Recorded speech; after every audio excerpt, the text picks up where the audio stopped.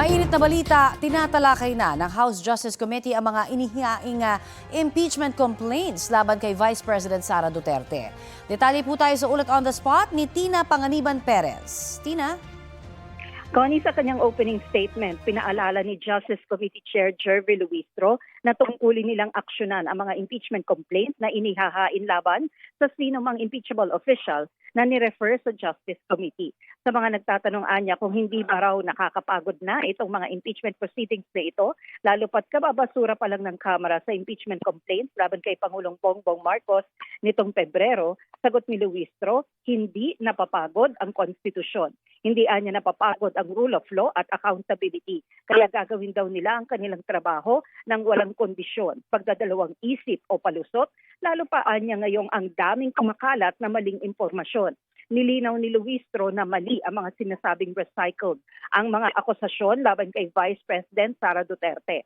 Anya, ang naging desisyon ng Korte Suprema sa unang impeachment ng bise ay hindi tungkol sa merito, na hindi pinawalang sala ng Korte Suprema ang bise, na walang paglilitis na nangyari noon. Idiniin pa ni Luistro na ang impeachment ay isang constitutional process at hindi social media contest.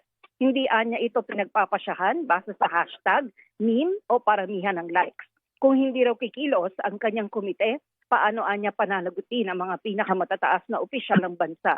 Ang mga endorser ng 4 na impeachment complaint, Connie, ay binigyan din ng pagkakataong magsalita.